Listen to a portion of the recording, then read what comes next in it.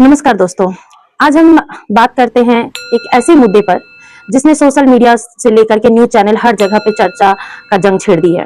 क्या सच में नरेंद्र मोदी जी ने लोगों से कहा है कि सोना मत खरीदो, गाड़ी मत चलाओ या कम गाड़ी चलाओ, वर्क फ्रॉम होम करो?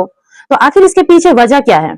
क्या देश में कोई आर्थिक संकट आने वाला है या फिर ये सिर्फ सावधानी बरतने की अपील है?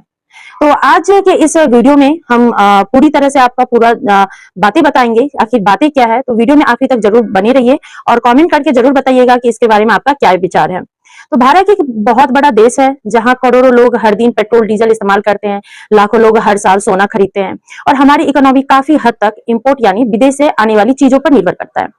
अब समस्या यहाँ आती है कि समस्या तब आ जाती है कि जब दुनिया में युद्ध का तनाव हो या तेल की कीमतें अचानक बढ़ने लगती है, तो मिडिल ईस्ट यानी खाड़ी देशों में तनाव बढ़ जाता है। तो सबसे पहले असर पड़ता है तेल की कीमतों पर। भारत अपनी जरूरत का बहुत बड़ा हिस्सा विदेशों से खरीदता है, मतलब कि जितना ज्यादा तेल खरीदेंगे उतने ज्यादा डॉलर बाहर जाएगा। और सिर्फ तेल ही नहीं, भारत दुनिया के सबसे बड़े गोल्ड इंपोर्ट देशों में भी माना जाता है, यानी हम बहुत ज्यादा सोना विदेश से खरीदते हैं। तो यहाँ पे सोचने वाली बात है, अगर एक साथ तेल भी महंगा हो जाए और सोने की खरीदारी भी बढ़ जाए तो देश से डॉलर तेजी से बाहर जाने लग जाती है। तो इससे क्या होता है कि रुपया कमजोर होने लग जाता है, महंगाई बढ़ने लग जाती है और आम आदमी की जेब पर असर पड़ जाता है। तो इसी को लेकर खबर आई कि प्रधानमंत्री नरेंद्र मोदी जी ने लोगों से अपील की कि जहां जरूरत ना हो वहां फ्यूल बचाए, कम गाड़ी चलाए, कार पुलिंग कीजिए, पब्लिक ट्रांसपोर्ट का इस्तेमाल कीजिए और जहां पॉसिबल हो वहां वर्क फ्रॉम होम अपनाइए।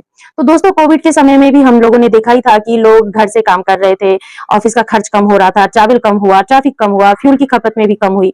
तो अगर हमारा देश कठिन आर्थिक दौर से बचता है तो सरकार चाहती है कि लोग थोड़ी जिम्मेदारी दिखाएं, इसलिए वर्क फ्रॉम होम करने की बातें सामने आई। अब बात करते हैं सोने की बातें। तो भारत में सोना सिर्फ गहना नहीं है, भावना है, परंपरा है, शादी विवाह का एक हिस्सा भी है।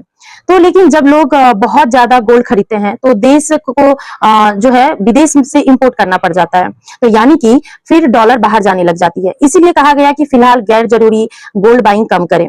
अब यहाँ सबसे जरूरी बात, यह सरकार ने सोना खरीदने पर रोक लगा दी है तो नहीं। क्या गाड़ी चलाने पर बैन लग गई है? क्या वर्क फ्रॉम होम अनिवार्य कर दिया गया है? तो बिल्कुल भी नहीं। तो ये सब तरह की जो अपील बताई जा रही है ताकि लोग समझदारी से खर्च करें और देश की इकोनॉमी पर दबाव कम पड़े। तो कुछ लोग ने कहा देश में संकट है, तो कुछ लोग ने कहा अब सोना खरीदना बंद हो जाएगा, कुछ लोगों ने कहा फिर से लॉकडाउन आना शुरू हो जाएगा।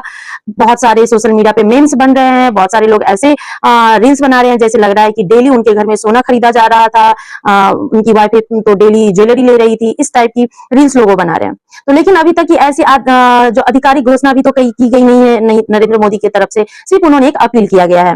अब आज सोशल मीडिया पर आधी अधूरी खबरें बहुत तेजी से फैलती है, तो इसलिए किसी भी न्यूज को ब्लाइंडली बिलीव करने से पहले उसका पूरा सच समझना जरूरी है। अब मैं आपसे पूछना चाहती हूँ कि क्या लोग को फ्यूल बचाना चाहिए, क्या अननेसेसरी कम खर्च करना चाहिए, क्या इंडिया को इंपोर्ट कम करने की कोशिश करनी चाहिए?